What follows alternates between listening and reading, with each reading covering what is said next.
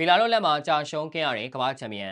အားလုံးပဲမင်္ဂလာပါများ1 J Titan Sport ကနေပြန်လည်ကြိုလိုက်ပါရစေ။ကမ္ဘာ့ချန်ပီယံချဲလ်ဆီဟာပရီးမီးယားလိဂ်မှာလည်းရလက်ကောင်းတွေရဖို့အတွက်စ조사နေပေမဲ့ဒီတစ်ပတ်တော့နိုင်စရာမရှိတဲ့ဗီလာနဲ့တွေ့ခဲ့ပြီးအရှုံးတက်နေရလဲပတ်ခဲ့ပါတယ်။ချဲလ်ဆီနီးပြအန်ဆိုမာစကာကသူတို့ဟာချန်ပီယံလောက်ဖြစ်နိုင်သေးဘူးလို့ပြောထားပြီးတကယ်လည်းချဲလ်ဆီကခြေစွမ်းတည်ငြိမ်မှုမရှိသေးတာကြောင့် Top 4 ထဲကနေတော့ပြန်ထွက်ပေးလိုက်ရပါတယ်။ချဲလ်ဆီကဘရာဘိုင်းတော့ home လိုနဲ့ပုံစံကောင်းပြနေပြီးဗီလာတို့ရဲ့ဂိုးဘောက်ကိုစတိုက်ချင်းချောင်းနေခဲ့ပါတယ်။အီမီလီနိုမာတီးနက်ကဗီလာတို့ကိုအချိန်ချင်းကယ်တင်နေခဲ့ပေမဲ့38မိနစ်မှာရာအိုပီထိုကအဖွင့်ဂိုးသွင်းယူပေးသွားခဲ့ပါတယ်။ဗီလာကမိနစ်60လုံးချဲလ်ဆီကိုပေးနိုင်ထားလိုက်ပြီးဦးနိုင်အမရီကတကွက်ပြလိုက်ပါတယ်။နောက်တစ်ပတ်အမရီမှာတွားရောက်ကစားဖို့ရှိနေတဲ့ဗီလာကသူတို့ရဲ့အဓိကကစားမတွေကိုပရာဘိုင်းမှာအနားပေးထားတာပါ။ဒရက်အိုင်မှာအော်လီဝက်ကင်းဂျီဒန်ဆန်ချိုနဲ့အမာဒူအိုနာနာတို့ဝင်ရောက်လာပြီးနောက်ပိုင်းပွဲအဖြေကချက်ချင်းပြောင်းသွားခဲ့ပါတယ်။ဝက်ကင်းကဝင်လာချင်းမှပင်ချီပါကိုပြန်လည်သွင်းယူသွားခဲ့ပြီးချဲလ်ဆီတို့ပြိုကျခဲ့ရပါတယ်။အန်ဆိုမိုင်စကာကကောင်းမင်းသားတွေကိုစိုးလာအောင်ပြုလုပ်နိုင်မှုရပါတယ်။မိုင်စကာကဂျင်မီကီတန်ဦးဆောင်တဲ့တခင်ကြီးတခင်လေးတွေကိုကွင်းအတွင်းဝင်ရောက်စေတဲ့အခါမှာချဲလ်ဆီလည်းအနိုင်ကိုရဖို့ဆိုတာအဝေးကြီးဖြစ်လာခဲ့ပါတယ်။နောက်ထပ်မေကွန်ထွက်အောင်မှာကကိုပပကိုတိုးပြီးဒီနေရာအတွက် ST ဘောင်းကိုထည့်ကစားတာပါပဲ